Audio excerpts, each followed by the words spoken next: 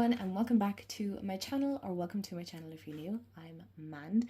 So today's video is, as you can tell by the title, the end of year tarot tag by Chanel Days. I'll make sure to tag her video in the description box below. This is such a fun tag to kind of look at all the decks that I used throughout the year or I didn't use, and just different questions that I am looking forward to answering. I can't believe we are at the end of 2024. Like, where the heck did this year go? I can't even fathom it, to be honest. But I'm going to chat some decks and answer the questions and things like that. And I thought, you know, what a lovely video to incorporate for the end of the year. I know myself, I'm trying to make sure that I have enough content.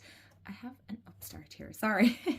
Make sure that I have enough content for the rest of the month, and that, you know, I can allow myself some downtime as well. So without further ado, get comfy, cozy, and we shall get into the tag. So the first question is the deck you used the most, and I feel without a shadow of a doubt, the deck that I used the most is the Green Witch Tarot, and I feel like this features heavily on my channel, there's no denying that, but it is a deck that I found myself reaching for the most. I feel like I don't need to talk too much about this because I have talked about this deck so much, but it is my trusty steed, my home in a deck, my coziness, my familiar. I don't want to say my workhorse deck because I feel like every deck that I use has a different purpose and a different reason for working. So this is fantastic. I loved it. I love it. I will continue to love it. I definitely want to see what deck I use more next year. I know maybe some of you are like, please let it be something else that's not the Green Witch, but I can't help it. It is a deck that I love so much, that especially this year, like I said, has been incredibly busy. It's been challenging for the most part, and this deck kind of brings me back to center, brings me back to my core, and it helps ground me.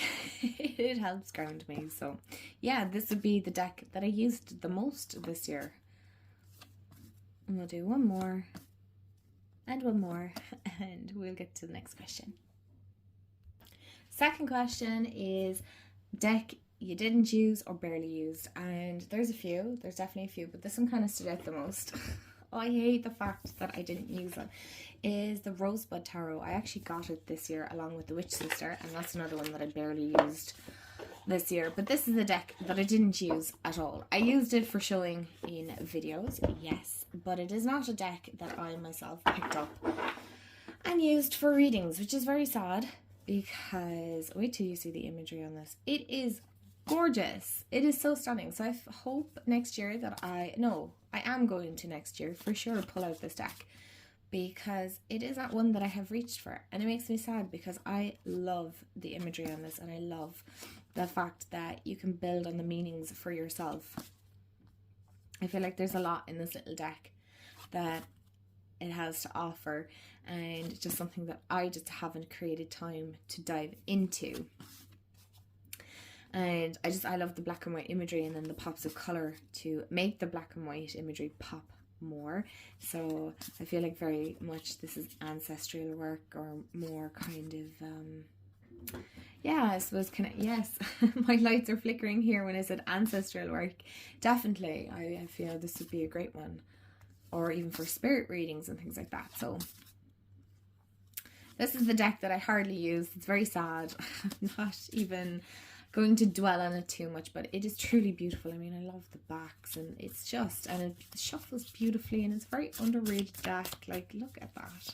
If you're an overhand shuffler like me, then you will love this. And if you have like small hands, I actually have quite small hands. It mightn't look like it on camera, but I promise you, bigger decks just are not comfortable in my hands. So question number 3 and 4 actually go hand in hand. It's the most recent edition, and a deck that isn't my usual style, or your usual style.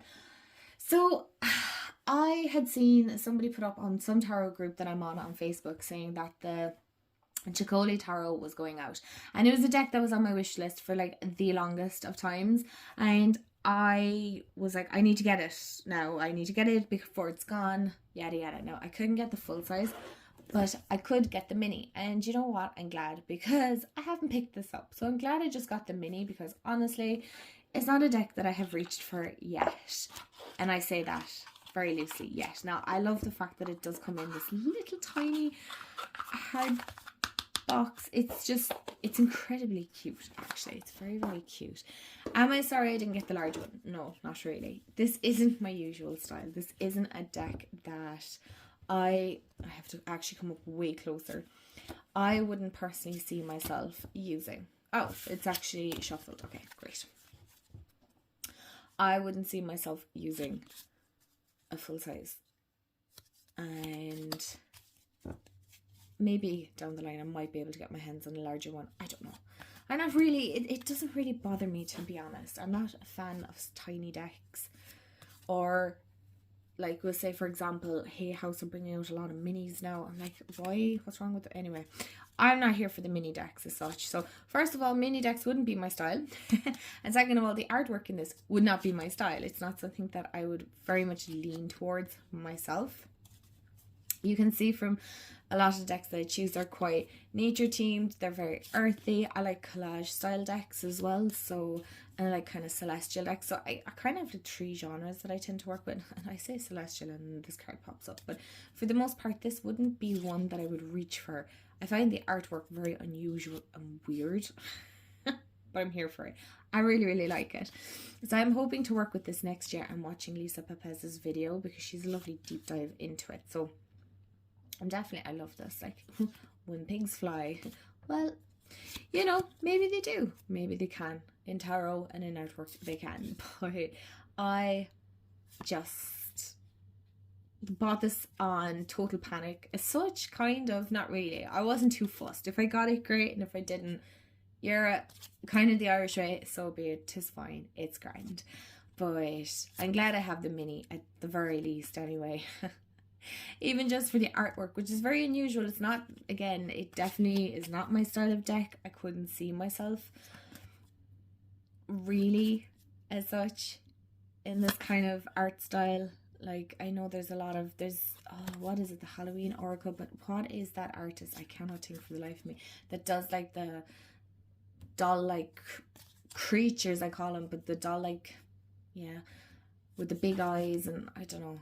I'm trying to think, what's the other one? There's a couple of decks out. I know the Alice in Wonderland Oracle is one of them that she did. I don't know. Anyway. So yeah, that is my newest edition. I actually, I hate admitting it, but no, I don't.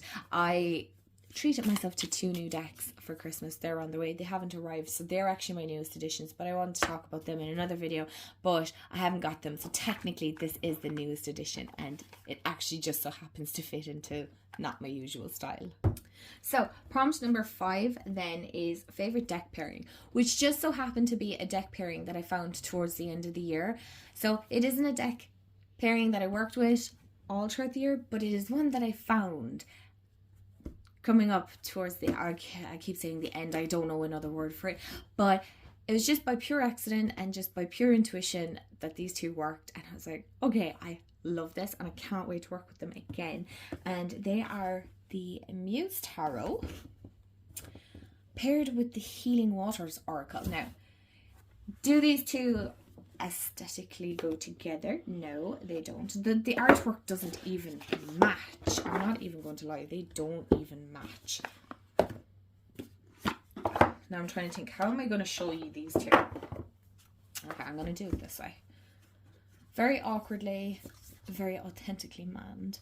So they don't, they do and they don't, right? So the art style, no, but the messages, yes. I mean, honestly, they pair wonderfully together. Like, the ripple effect, the food. I mean, do I need to say any more? I mean, look at this. The pearl, the sun. We have alchemy, the reward at the end, from grit to grace. This would be your grace nearly. So this helped me get out like of a creative slump that I was in. I'm still kind of in it. So did it help? Yes. Did it not help? No, I wouldn't say it didn't help. It did.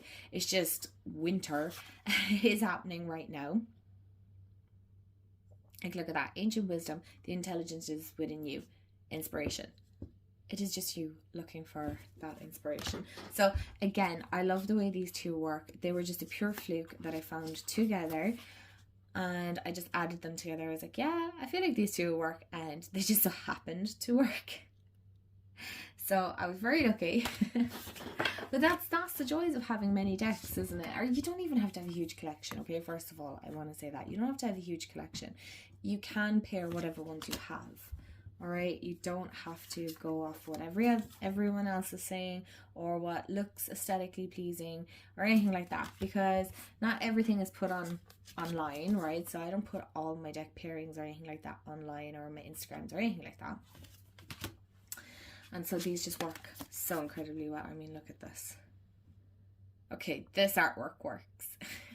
Some cards do, some cards don't, but still at the same time, they work. Like gratitude, appreciating what's sustaining you. And then Tree of Voices, which would, I'm assuming here would be our Tree of Swords. But I love the way it's done.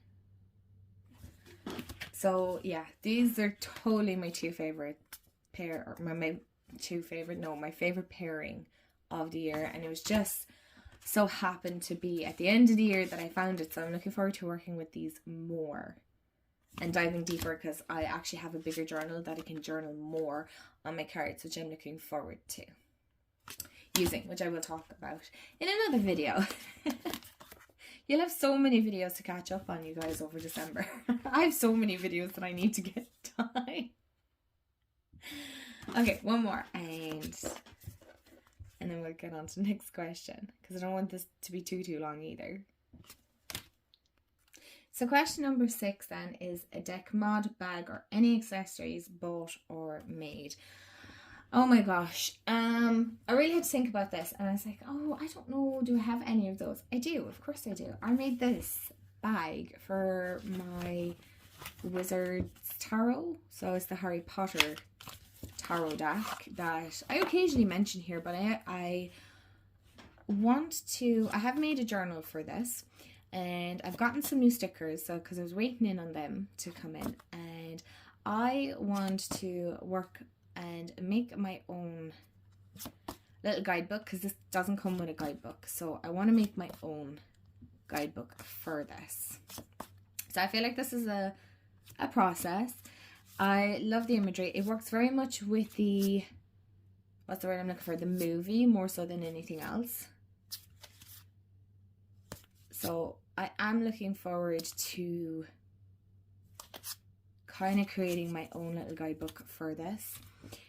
But you guys know I don't do deck mods. I'm not that brave, and I feel like I'm not that good. I wouldn't be that good at it.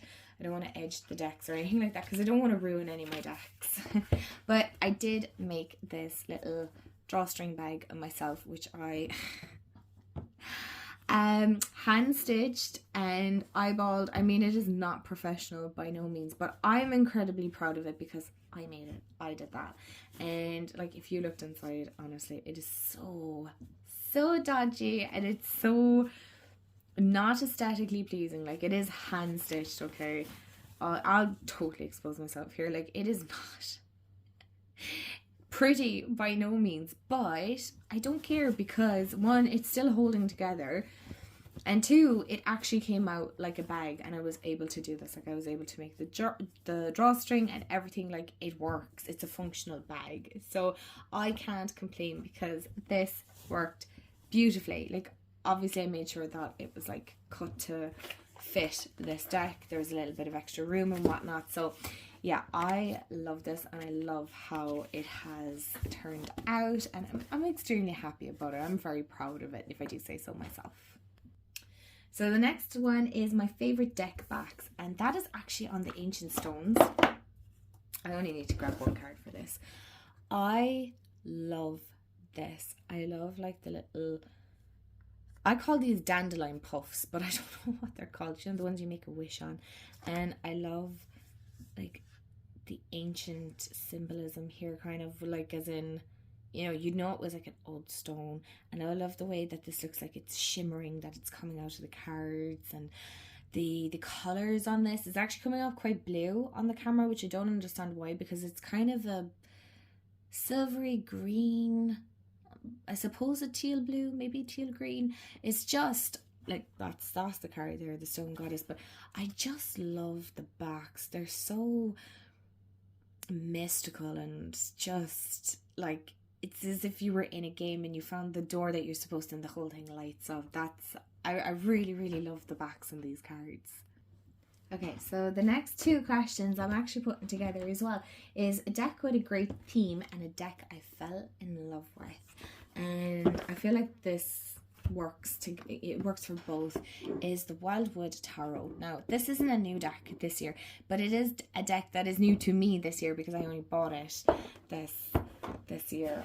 I feel like it was earlier in the year.